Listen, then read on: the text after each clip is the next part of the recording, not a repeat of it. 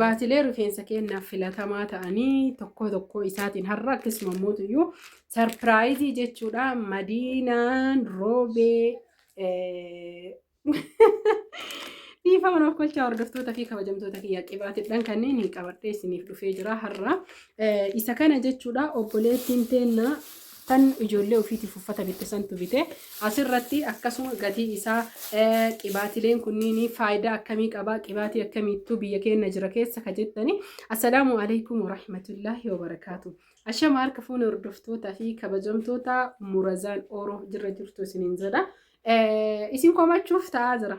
Haa ta'u malee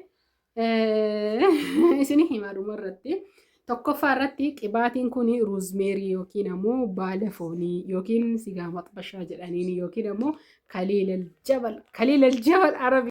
Kanaafi qaldiidha isa kana lama maaliif bittee jettanii ijoollee durbaa lama qabdii rabbi si haa guddisu.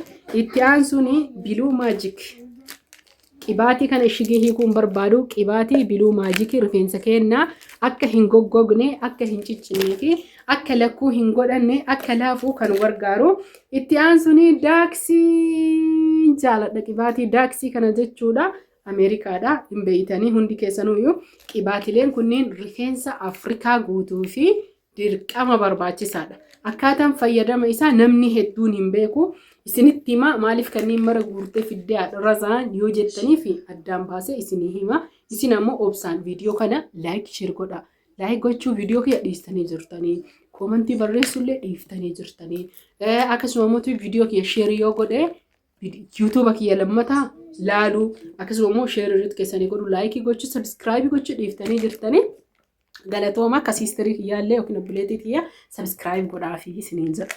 Hordoftoota fi kabajamtoota kiyya mee kana dura kanallee beeytanii meeqa keessantu meeqa kun argitanii shiita ijoollee.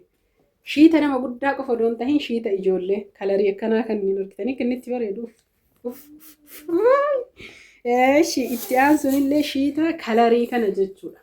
Alwaan babbareedaa isinii filadhee ijoolleefis tahee nama guddaafillee alwaan akkamiituyyuu yookiin immoo kalarii akkamiituyyuu ta'aa jenne shiinni kuni orjinaala darbatarraa ka hodhamu isinii galee orjinaala yoo isinii jedhu darbata nama guddaarraa shiita orjinaala furdaa sanirraa kan hodhamu keessi isaa akkana jira alli isaa immoo akkana jira jechuudha. Shiinni kuni ka daa'immanii jechuu kan birrii 300 ni jira akkasuma mootuyyuu ka 700 ni jira akka barbaadaniin jechuudha. Inni kun ammoo qarshii 700 isiniin jedha. Hordoftoota fi kabajamtoota kiyya baay'ee bareeda akka darbataati hin beeytan darbata jechuun kan nama guddaa kan akkana uffatan san jechuudha argitanii.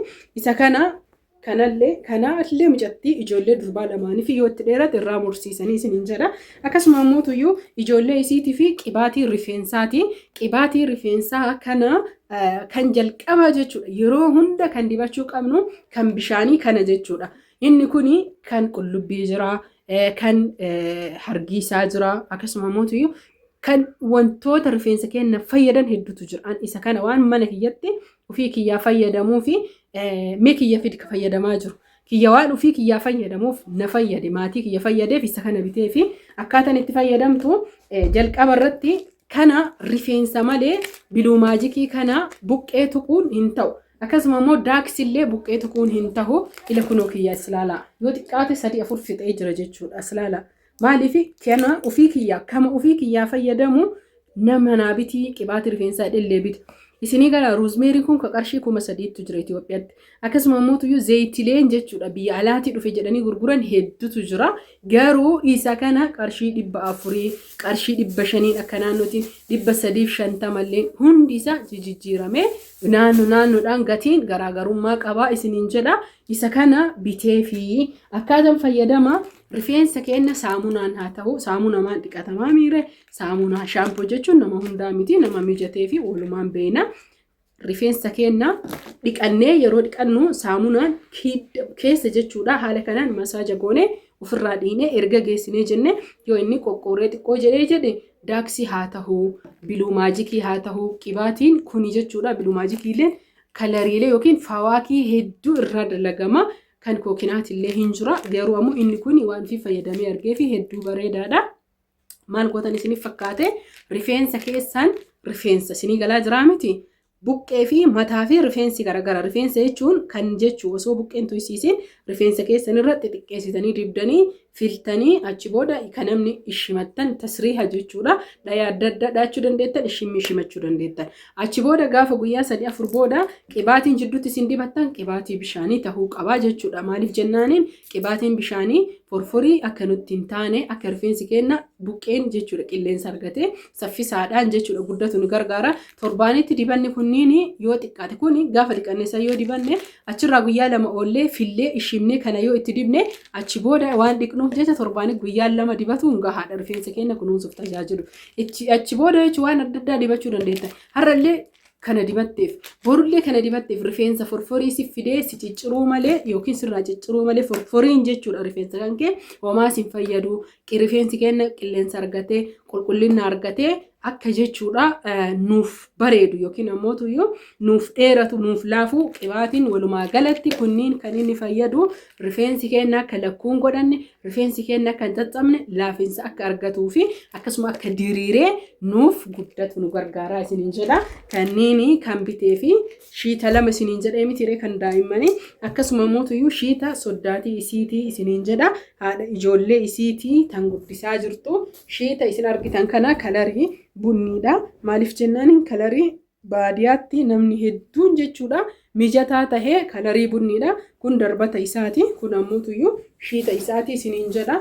Hordoftoota fi kabajamtoota kiyyaa shiinni kunniin qarshii 1,700 galee jira.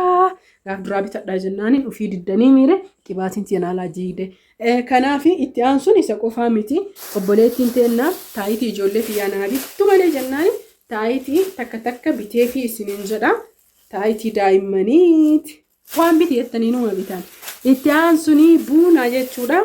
Bunni waddadee jira. Bunni kiiloon birrii meeqa beeytanii koomantii jalatti finaa barreessamee akkamitti dhageettanii buna kiiloo tokko warqaan isa tokkoffaa tahe bitee fi jira. Akkasuma sukkaara kiiloo tokko qabdi. Kanaaf meeshaalee hunda isaatuyyuu ergaa jira. Bunni kiiloo meeqa sukkaara kiiloo meeqa koomantii jalatti naa barreessamaatii keessan gaafadhaati. Chaalenjiidha jechuudha. Hordoftoota fi kabajamtoota kiyya. Isin jaaladha isin kabaja namootiin meeshaa kana barbaadanis tahee meeshaalee biraa duwwaa 978 lakkoofsa kiyyaa beekaa. Duwwaa 978 72 WhatsApp Telegiramadhaan heloo yoo jettan na argattan. Iimoodhaan bilbiltanii hin argu. Anaa sagalee viidiyoo irra qabu bilbiltan anaa meeshaa birrii dabarsu bilbiltanii duuban harkaa deebiftan maal isin godhe yaa Oromoo maalii jedhee bar. Iimoodhaan yeroo hundan argamu jedhee dubbadha. Namni nasihaa dhaamatee akkasuma ammoo tuyyuu rakkoo isaa himatee jedhe hubatamuu fi hin qabu wallaahi yoomaayyuu mitiin dabraa hundooyyuu yoo rabbi jedhe bilbila iPhone ima bituuf deemaanillee isiniin jedha.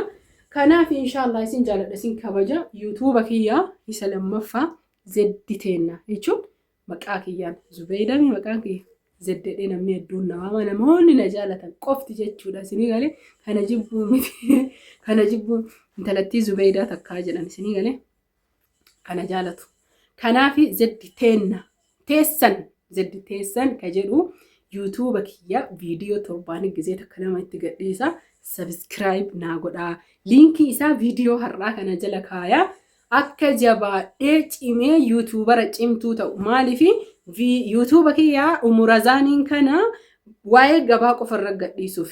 YouTube sana mootuyyuu waa'ee lafaa odeeffannoo gabayaa irra isinii gadi dhiisuufi. Kanaaf laayikii, sheerii, sabskraayibii naa godhaa. Isin jaaladha, isin kabaja, ulfaadha, galatooma dhugaa rabbii jechuudha. Silaa har'aa nan gaafate.